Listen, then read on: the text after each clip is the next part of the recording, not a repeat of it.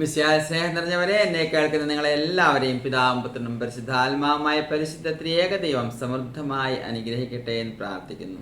മിശിഹായിൽ സ്നേഹം നിറഞ്ഞവരെ, ഈ ലോകത്തിൻ്റെ ചരിത്രത്തില് ഭൂമിയുടെ തുടക്കം മുതൽ ഇന്നുവരെ ആദം ഹവ്വ മുതൽ ജനിച്ച് ജീവിച്ച് മരിച്ചു പോയ കോടിക്കണക്കിന് മനുഷ്യർ എന്ന് പറഞ്ഞാൽ കഴിഞ്ഞ നൂറ്റാണ്ടുകളായിട്ട് എത്രയോ കോടിക്കണക്കിന് ജനതകൾ ഈ ഭൂമിയിൽ ജനിച്ച് ജീവിച്ച് നമ്മെ വേർപിരിഞ്ഞു പോയിട്ടുണ്ട്. ആ സകല മനുഷ്യവർഗത്തെ അപേക്ഷിച്ച് ഇന്ന് ജീവിച്ചിരിക്കുന്ന ജനം, ഈ തലമുറ ഏറ്റവും വലിയ ഭാഗ്യവാന്മാരും ഭാഗ്യവതികളുമാണ്. അതിൻ്റെ ഒരു കാരണം ഇതാണ് പ്രിയപ്പെട്ടവരെ, അവർക്കൊന്നും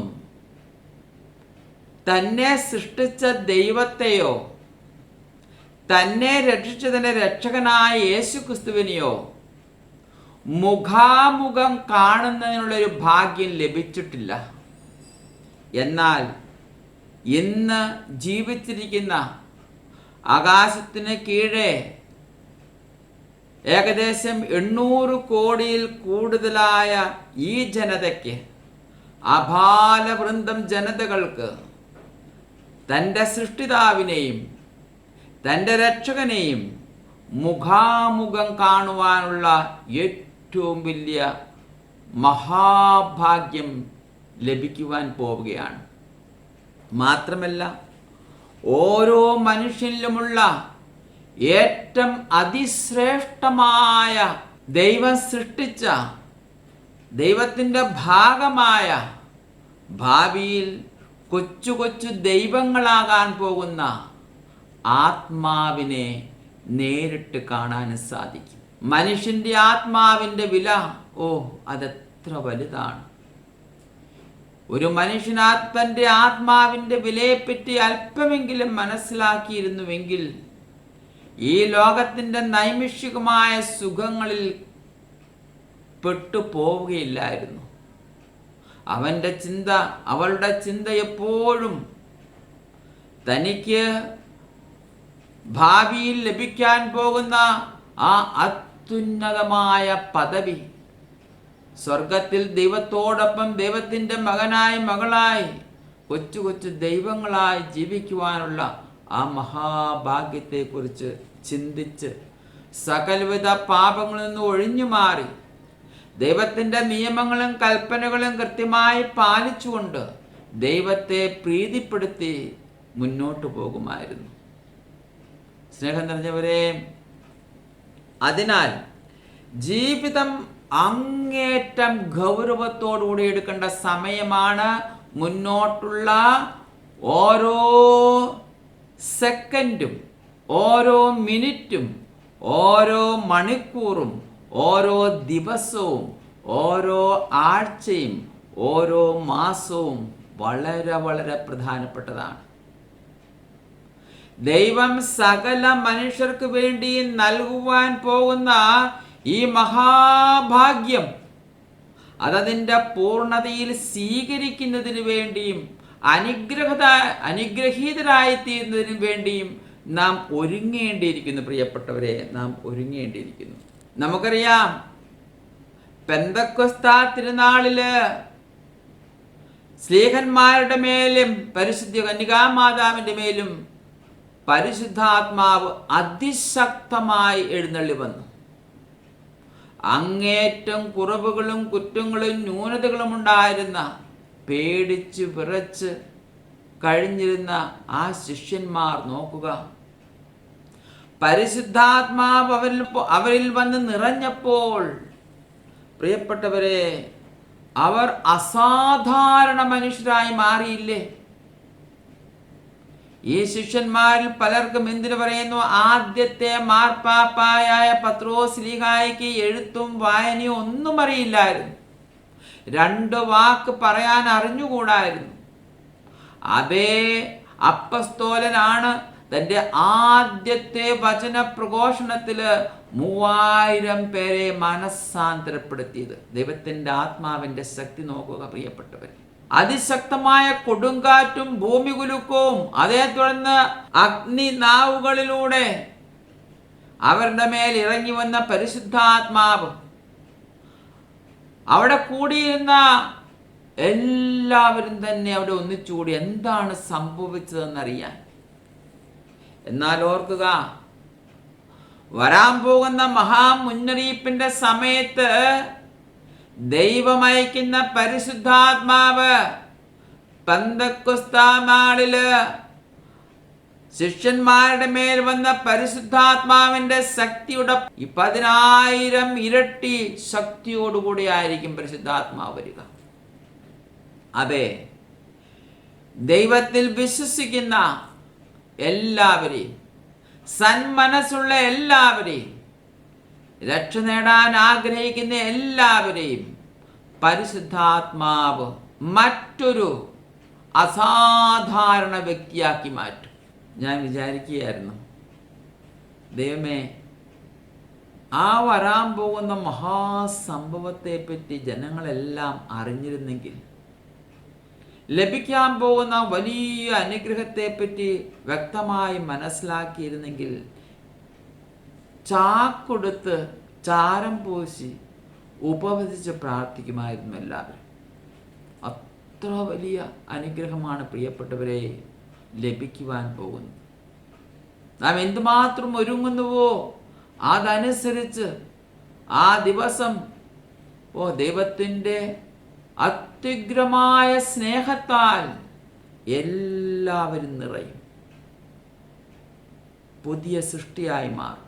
ഇപ്പോഴത്തെ ഏറ്റവും വിശുദ്ധി നിറഞ്ഞ ഒരു കത്തോലിക്ക വിശ്വാസി അങ്ങനെയുള്ള വ്യക്തിയെക്കാളും 1000 ഇരട്ടി വിശുദ്ധി ആർജിക്കുന്നതായിരിക്കും പ്രിയപ്പെട്ടവരെ മുന്നോട്ടുള്ള യഥാർത്ഥ കത്തോലിക്ക വിശ്വാസികളുടെ ജീവിതം. യേശുവിൽ വിശ്വസിക്കുന്ന എല്ലാവരുടെയും ജീവിതം മാറി മറിയും. ആ ദിവസം പ്രിയപ്പെട്ടവരെ, മുന്നറിയിപ്പിന്റെ ആ നിമിഷം ഭൂമി 2ആയി വിഭജിക്കപ്പെടും. ഭൂമി 2ആയി വിഭജിക്കപ്പെടും എന്ന് പറഞ്ഞാൽ ഭൂമിയിലെ ജനതകൾ 2ആയിട്ട് വിഭജിക്കപ്പെടും. ലോകം കീഴ്മേൽ മറിയും. അതെ, സഭ വീഴും. 2 തരത്തിലുള്ള സഭ ഉടലെടുക്കും.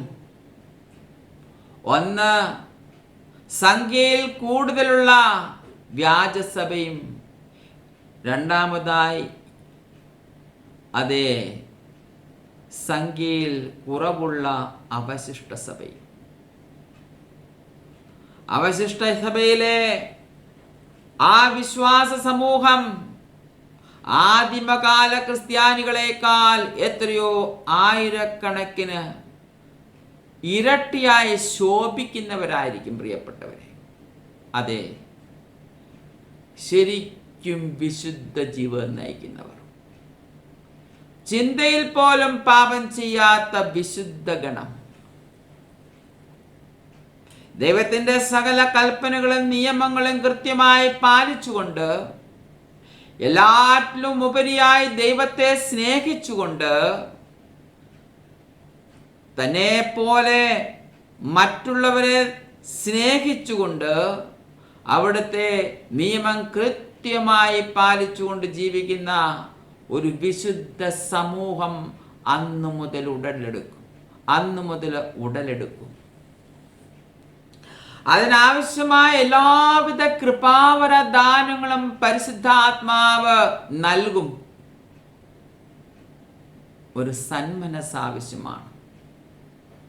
കുറവുകളും കുറ്റങ്ങളും ന്യൂനതകളും ഉള്ളവർ അവയെപ്പറ്റി അനുതപിക്കട്ടെ, ദൈവത്തോട് കേണപേക്ഷിക്കട്ടെ, തന്നാൽ കഴിയുന്നതിന്റെ മാക്സിമം തരത്തിൽ പാപങ്ങൾ ഉപേക്ഷിച്ചുകൊണ്ട് പ്രിയപ്പെട്ടവരെ ഇടയ്ക്കിടയ്ക്ക് കുമ്പസാരിച്ച് പരിശുദ്ധ കുർബാന ഭക്തിയോടും യോഗ്യതയോടും സ്വീകരിച്ച് പ്രാർത്ഥനാപൂർവം ആ ദിവസം കാത്തിരിക്കുന്ന വ്യക്തികൾ എത്രയധികം സന്തോഷം കൊണ്ട് നിറയുന്നവരായിരിക്കും. മാത്രമല്ല, വലിയൊരു ഉത്തരവാദിത്വം നമുക്ക് കർത്താവ് നൽകിയിരിക്കുന്നത് ഈ മുന്നറിയിപ്പിനെ കുറിച്ച് ഒന്നും അറിയില്ലാത്തവർക്ക് വേണ്ടി തീക്ഷ്ണമായി പ്രാർത്ഥിക്കുക. എല്ലാവർക്കും വേണ്ടിയും പ്രാർത്ഥിക്കുക. മാക്സിമം പേര് ഈ മുന്നറിയിപ്പിന്റെ സമയത്ത് ആത്മീയമായ അനുഗ്രഹം പ്രാപിക്കുന്നതിന് വേണ്ടി പ്രാർത്ഥിച്ചുകൊണ്ടിരിക്കുവാൻ കർത്താവ് ആഗ്രഹിക്കുന്നു. എന്തിനാണെന്നറിയാമോ ഇത്രയധികം ആത്മീയ ശക്തി പരിശുദ്ധാത്മാവിലൂടെ നൽകുന്നത്? പിന്നീട് മുന്നോട്ടുള്ള ജീവിതം നാം കേട്ടിട്ടുള്ളതോ, നാം അറിഞ്ഞിട്ടുള്ളതോ, നാം മനസ്സിലാക്കിയിട്ടുള്ളതോ അതിലൊക്കെ അപ്പുറമായ ഒരു ജീവിതം എന്ന് പറഞ്ഞാൽ പീഡനങ്ങളുടെ കാലഘട്ടം പതുക്കെ പതുക്കെ ആരംഭിക്കും. അവിടെ പെന്തക്കോസ്ത തിരുനാളിലെ പരിശുദ്ധാത്മാവ് കൊണ്ട് നിറഞ്ഞ ആ ശിഷ്യന്മാർ ആരെയും ഭയപ്പെടാതെ തന്റെ ശത്രുക്കളുടെ മുമ്പിലും ധീരതയോടെ വചനം പ്രഘോഷിച്ച് മുന്നോട്ട് പോയില്ലേ? അവർ ഭയപ്പെട്ടുവോ മരിക്കുവാൻ? അവർക്കൊരു ഭയവുമില്ലായിരുന്നു. എത്ര ലക്ഷക്കണക്കിന് നമ്മുടെ പൂർവികരാണ് പ്രിയപ്പെട്ടവരെ രക്തസാക്ഷികളായി മാറിയത്. ഏതെല്ലാം തരത്തിലുള്ള പീഡനങ്ങളിലൂടെ കടന്നു പോകുമെന്ന് അവർക്ക് അറിഞ്ഞ ശേഷവും അവര് ഒരിക്കലും പിന്നോട്ട് പോകാൻ തയ്യാറായില്ല. മുന്നോട്ട് പോയി എത്രയധികം ആത്മാക്കളെ അവർ ദൈവത്തിനായി നേടിക്കൊടുത്തു. അതിൻ്റെയൊക്കെ ഫലമല്ലേ നാം എല്ലാം, പ്രിയപ്പെട്ടവരെ. എന്നാൽ ഓർക്കുക, അതിൽ കൂടുതലായ ഒരു വലിയ പീഡനങ്ങൾ പതുക്കെ പതുക്കെ മുന്നറിയിപ്പിന് ശേഷം ആരംഭിക്കും. ആരൊക്കെയാണ് കൂടുതലായി പീഡിപ്പിക്കപ്പെടുക? പ്രിയപ്പെട്ടവരെ, യഥാർത്ഥ യേശുക്രിസ്തുവിൽ വിശ്വസിക്കുന്നവരായ ക്രിസ്ത്യാനികളും യഹൂദരുമായിട്ടുള്ള ഈ രണ്ട് ജനതകൾ, യഹൂദ ജനതയും ക്രിസ്ത്യൻസും എല്ലാവരാലും പീഡിപ്പിക്കപ്പെടും. അതിൻ്റെ ഒരു സൈൻ നിങ്ങളിപ്പോൾ കാണുന്നുണ്ടോ? തീർച്ചയായും നമുക്ക് കാണാൻ സാധിക്കും. ലോകം മുഴുവൻ യഹൂദർക്ക് മുമ്പെങ്ങുമില്ലാത്ത രീതിയിൽ എതിരായി കഴിഞ്ഞു. അതുപോലെ തന്നെ അവരെ സഹായിക്കുന്നു എന്ന കാരണത്താൽ പല ക്രിസ്ത്യൻ രാജ്യങ്ങളാണെങ്കിലും അവിടെ ക്രിസ്ത്യൻസ് വേണ്ട രീതിയിൽ തങ്ങളുടെ വിശ്വാസം ഫോളോ ചെയ്യുന്നില്ലെങ്കിലും ഭൂമിയിലെ ജനത ക്രിസ്ത്യൻസിനും എതിരല്ലേ? അതെ, ഒരു ഭൂരിഭാഗം ജനത ഇപ്പോൾ എല്ലാ ക്രിസ്തീയ വിശ്വാസികൾക്കും എല്ലാ യഹൂദർക്കും എതിരായി കഴിഞ്ഞു. എന്നാൽ ഈ മുന്നറിയിപ്പിന്റെ സമയത്ത് ഇവരിൽ ഉള്ള യഥാർത്ഥ യഹൂദരെയും യഥാർത്ഥ ക്രിസ്ത്യൻസിനെയും കർത്താവ് ഒന്നിച്ചു കൂട്ടും. ദൈവത്തിൻ്റെ ശക്തമായ പരിശുദ്ധാത്മാവ് അവരിൽ എഴുന്നള്ളി വരും. അവർ ആരെയും ഭയപ്പെടുകയില്ല. ഒന്ന് ചേർന്ന് അവർ ദൈവത്തിനായി നിലനിൽക്കും. അതേ പ്രിയപ്പെട്ടവരെ, സഭയിൽ കൂടുതൽ അംഗങ്ങളുള്ള ആ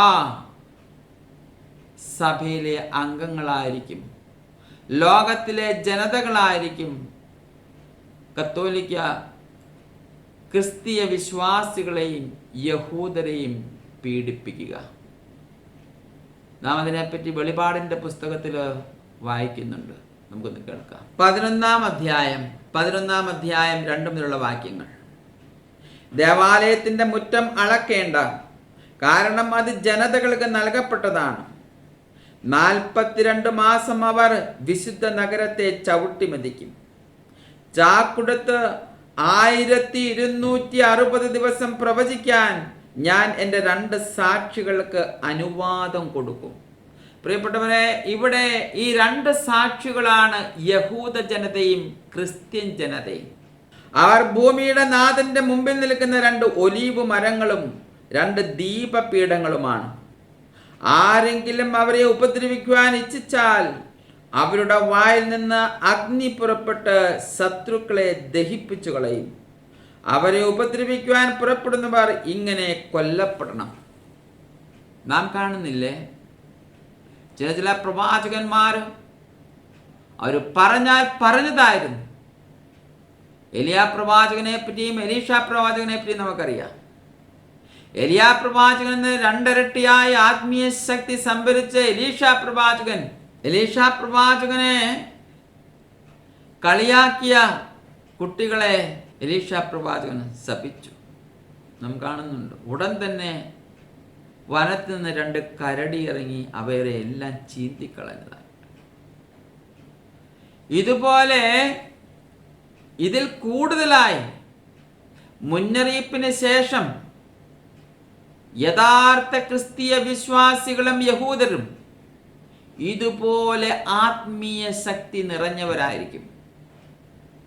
ലോകവും ലോകത്തിലുള്ള ജനതയും അവരെ ഉപദ്രവിക്കുവാൻ ശ്രമിക്കും. എന്നാൽ അവരുടെ ഓരോ വാക്കും ഉപദ്രവിക്കുന്നവർക്ക് അതൊരു വലിയ നാശത്തിന് കാരണമായിത്തീരും. സകല ജനതകളും ക്രിസ്ത്യൻസിനെയും യഹൂദരെയും ഭയപ്പെടും. കാരണം അവരെന്തു പറയുന്നുവോ അതുപോലെ ഫലിക്കും. മാത്രമല്ല, അവരെല്ലായിടത്തും പോയി യേശുവിനെ പറ്റി പ്രസംഗിക്കും. ഭയപ്പെടില്ല, ആരെയും ഭയപ്പെടില്ല. അവർക്ക് ലഭിക്കാൻ പോകുന്ന ശക്തിയെപ്പറ്റി ഇപ്രകാരം പറയുന്നു: തങ്ങളുടെ പ്രവചന ദിവസങ്ങളിൽ മഴ പെയ്യാതിരിക്കുവാൻ വേണ്ടി ആകാശം അടയ്ക്കുവാനുള്ള അധികാരം അവർക്കുണ്ട്. ജലാശയങ്ങളെ രക്തമാക്കി മാറ്റാനും ആഗ്രഹിക്കുമ്പോഴൊക്കെ സകല മഹാമാരികളും കൊണ്ട് ഭൂമിയെ പീഡിപ്പിക്കാനും അവർക്ക് അധികാരമുണ്ട്. അവർ തങ്ങളുടെ സാക്ഷ്യം നിറവേറ്റി കഴിയുമ്പോൾ പാതാളത്തിൽ നിന്ന് കയറി വരുന്ന മൃഗം അവരോട് യുദ്ധം ചെയ്ത് അവരെ കീഴടക്കി കൊല്ലും. ഇതാണ് ആന്റിക്രൈസ്റ്റ്. ആന്റിക്രൈസ്റ്റും വ്യാജ പ്രവാചകനും കൂടി ഇപ്രകാരം ദൈവത്തിനു വേണ്ടി നിലനിൽക്കുന്ന ധീരരായ വിശ്വാസികളെ വധിക്കും. പക്ഷെ അവർക്ക് യാതൊരു ഭയവും ഉണ്ടായില്ല മരിക്കാൻ. ഇങ്ങനെയുള്ളവർക്ക് മരിക്കാൻ യാതൊരു ഭയവും ഉണ്ടാകില്ല. എന്നാൽ ദൈവം ഒരവശിഷ്ട ഭാഗത്തെ തീർച്ചയായും അഭയകേന്ദ്രത്തിൽ സുരക്ഷിതമായി അവരെ കാത്തു സൂക്ഷിക്കും. വിശുദ്ധ ഫൗസ്റ്റീനായുടെ പുസ്തകത്തിൽ നാം വായിക്കുന്നുണ്ട്. വിശുദ്ധ ഫൗസ്റ്റീനായോട് കരുണയുടെ ഈശോ പറഞ്ഞു, എൻ്റെ കരുണയുടെ ഈ ചിത്രം പ്രത്യേകമായി ആദരിക്കുകയും പ്രത്യേകമായ പ്രാർത്ഥനകളോടുകൂടെ ആ ചിത്രം എവിടെ സ്ഥാപിച്ചുകൊണ്ട് പ്രാർത്ഥിക്കുന്നുവോ ആ സ്ഥലത്തെ ഞാൻ സുരക്ഷിതമായി കാത്തു സൂക്ഷിക്കുമെന്ന്. 2ാം ലോക മഹായുദ്ധത്തിന്റെ കാലഘട്ടത്ത് പോളണ്ടിലൂടെ ജർമ്മൻ പട കയറി ഇറങ്ങിയപ്പോൾ, അവരെ പൂർണ്ണമായും കീഴടക്കിയപ്പോൾ, ഒരു വില്ലേജിൽ, ഒരു ഗ്രാമത്തിൽ കരുണയുടെ ഈശോയുടെ ആ ഫോട്ടോ വെച്ച് ആ വിശ്വാസികൾ ഒന്നിച്ചുകൂടി അവിടുത്തെ ആദരിക്കുകയും അവിടുത്തെ ആരാധിക്കുകയും ചെയ്തു. അതിൻ്റെ ഫലമായി ജർമ്മൻ സൈന്യം ആ ഒരൊറ്റ ഗ്രാമത്തിൽ പ്രവേശിക്കാതെ മറ്റുള്ള സ്ഥലങ്ങളിലേക്കെല്ലാം അവർ ആക്രമിച്ചു കയറി കീഴടക്കി. എന്നാൽ ഈ ഒരു ഗ്രാമം അവിടെ കണ്ണിൽ പെട്ടില്ല. ഇതുപോലെ തന്നെ പ്രിയപ്പെട്ടവരെ, ദൈവം പല സ്ഥലങ്ങളിലായി അഭയ കേന്ദ്രങ്ങൾ ആരംഭിക്കും. എന്നാൽ രക്തസാക്ഷ്യത്തിനു വേണ്ടി അനേകരെ വിളിക്കും. അങ്ങനെയുള്ളവർ രക്തസാക്ഷിത്വം വരിക്കാൻ ഒരിക്കലും ഭയപ്പെടില്ല. ഇന്ന് പലരും ഭയപ്പെടുന്നുണ്ട്. എന്താണ് ചെയ്യുക? എങ്ങനെ, ഏത് അഭയകേന്ദ്രത്തിലാണ് പോവുക? എന്താണ് അഭയകേന്ദ്രം? എന്തു ചെയ്യും? ഇതിനെപ്പറ്റിയൊന്നും പ്രിയപ്പെട്ടവരെ ഭയപ്പെടേണ്ട യാതൊരു ആവശ്യവുമില്ല. നിങ്ങൾ ചെയ്യേണ്ടത് ഇപ്പോൾ എത്രയും വേഗം മഹാമുന്നറിയിപ്പിന് വേണ്ടി ഒരുങ്ങുകയാണ്. നാം എത്രമാത്രം ഒരുങ്ങുന്നുവോ അതനുസരിച്ച് പരിശുദ്ധാത്മാവിൻ്റെ നിറവ് നമുക്ക് ലഭിക്കുകയും ആ പരിശുദ്ധാത്മാവ് മുന്നോട്ട് എന്താണ് ചെയ്യേണ്ടത് എന്ന വ്യക്തമായ ബോധ്യം നമുക്ക് തരികയും ചെയ്യും. അതുകൊണ്ട് ഭയപ്പെടേണ്ട യാതൊരു ആവശ്യവുമില്ല. സോദോം എന്നും ഈജിപ്ത് എന്നും പ്രതീകാർത്ഥത്തിൽ വിളിക്കപ്പെടുന്ന മഹാനഗരത്തിന്റെ തെരുവിൽ അവിടെ മൃതദേഹം കിടക്കും. അവിടെ വെച്ചാണ് അവിടെ നാഥൻ ക്രൂശിക്കപ്പെട്ടത്. ജനതകളിലും ഗോത്രങ്ങളിലും ഭാഷകളിലും രാജ്യങ്ങളിൽ നിന്നുള്ളവർ 3.5 ദിവസം അവിടെ മൃതദേഹങ്ങൾ നോക്കി നിൽക്കും. മൃതദേഹങ്ങൾ സംസ്കരിക്കാൻ അവർ അനുവദിക്കുകയില്ല. ഭൂവാസികൾ അവരെക്കുറിച്ച് സന്തോഷിക്കും. ആഹ്ലാദം പ്രകടിപ്പിച്ച് അവർ അന്യോന്യം സമ്മാനങ്ങൾ കൈമാറും. കാരണം ഇവരാണ് ഭൂമിയിൽ വസിക്കുന്നവരെ പീഡിപ്പിച്ചിരുന്ന 2 പ്രവാചകന്മാർ. 3.5 ദിവസം എന്ന് പറയുന്നത് 3.5 വർഷമാണ്. ആന്റിക്രൈസ്റ്റിന്റെ കാലഘട്ടം. ഇങ്ങനെയുള്ളവർ അങ്ങേയറ്റം സന്തോഷിക്കും. ഇവർക്ക് എന്താഗ്രഹിക്കുന്നോ ലോകത്തിന്റെ സകലവിധ സുഖങ്ങളും എല്ലാം അവർക്ക് ലഭിക്കുന്ന 3.5 വർഷം. മാത്രമല്ല അവരെ പീഡിപ്പിച്ച തിന്മയ്ക്കെതിരെ ശക്തമായി നിലകൊണ്ടിരുന്ന യഹൂദവംശവും അതുപോലെ യഥാർത്ഥ ക്രിസ്ത്യാനികളും അവർ പീഡിപ്പിക്കപ്പെടുമ്പോൾ, അവരെ വധിക്കുമ്പോൾ ഇവരേറെ സന്തോഷിക്കും. ഇനി ഞങ്ങൾക്ക് ഇവരെ കൊണ്ട് ഉപദ്രവം ഉണ്ടാകില്ലല്ലോ എന്ന് പറഞ്ഞവര് സമ്മാനങ്ങൾ കൈമാറും. 3.5 ദിവസത്തിന് ശേഷം ദൈവത്തിനുള്ള ജീവാത്മാവിൽ പ്രവേശിച്ചു. അവർ എഴുന്നേറ്റ് നിന്നു. അവരെ നോക്കിയവർ വല്ലാതെ ഭയപ്പെട്ടു. സ്വർഗത്ത് നിന്നൊരു വലിയ സ്വരം തങ്ങളോട് പറയുന്നത് അവർ കേട്ടു. ഇങ്ങോട്ട് കയറി വരുവിൻ. അപ്പോൾ ശത്രുക്കൾ നോക്കി നിൽക്കെ അവർ ഒരു മേഘത്തിൽ സ്വർഗത്തിലേക്ക് കയറി. അതെ, എലിയാ പ്രവാചകൻ സ്വർഗത്തിലേക്ക് എടുക്കപ്പെട്ടതുപോലെ കർത്താവിൻ്റെ 2ാമത്തെ വരവിൻ്റെ സമയത്ത് ഇവരെല്ലാം എടുക്കപ്പെടും സ്വർഗത്തിലേക്ക്. ജീവിച്ചിരിക്കുന്നവരും മരിച്ചവരും. പ്രിയപ്പെട്ടവരെ, ഒരു പുതിയ ആകാശം, ഒരു പുതിയ ഭൂമി അതിനെ തുടർന്ന് വരാൻ പോകുന്നു. സ്നേഹം നിറഞ്ഞവരെ, എപ്പോഴാണ് മുന്നറിയിപ്പ് സംഭവിക്കുക? കർത്താവ് പറയുന്നു വീണ്ടും വീണ്ടും, ഓരോ ദിവസവും ഒരുങ്ങുക. അത് പെട്ടെന്നായിരിക്കും. ഗർഭന്താളില് അമ്മയുടെ ദർശനം ലഭിച്ച ആ കുഞ്ഞുങ്ങളിൽ ഒരാളായ കുഞ്ചിത്ത ഇപ്രകാരം പറയുന്നുണ്ട്. കുഞ്ചിത്തയ്ക്ക് ആ ദിവസം അറിയാം. യൂറോപ്പിലെ കമ്മ്യൂണിസം വ്യാപിക്കുമ്പോഴായിരിക്കും അത് സംഭവിക്കുക. എപ്പോഴാണ് പ്രിയപ്പെട്ടവരെ കമ്മ്യൂണിസം വ്യാപിക്കുക? 3ാം ലോകമഹായുദ്ധത്തോടുകൂടെ ചൈനയും റഷ്യയും യൂറോപ്പിനെ മൊത്തം കീഴടക്കി കമ്മ്യൂണിസം കൊണ്ടുവരും. അതപ്പോൾ ഏത് സമയത്തും സംഭവിക്കും. നിങ്ങളെ സന്ദേശം കേട്ടിരിക്കുമ്പോൾ തന്നെ അതിൻ്റെ തുടക്കം കുറിച്ചെന്ന് വരാം. അതുകൊണ്ട് സ്നേഹം നിറഞ്ഞവരെ, ഒരുങ്ങുക. എല്ലാം മാറ്റിവെച്ച് വരാൻ പോകുന്ന കരുണയുടെ ഏറ്റവും വലിയ സമ്മാനമായ മഹാമുന്നറിയിപ്പിനായി ഒരുങ്ങുക. കഴിയുന്നത്ര ആത്മാക്കളെ ഒരുക്കുക. ജീവിതം വളരെ വളരെ ഗൗരവമായിട്ടെടുക്കുക. എങ്കിൽ അന്നേ ദിവസം നിങ്ങൾ അനുഭവിക്കാൻ പോകുന്ന സന്തോഷം അതെത്ര വലുതായിരിക്കും, അതെത്ര വലുതായിരിക്കും, ചിന്തിക്കാൻ പോലും സാധിക്കും.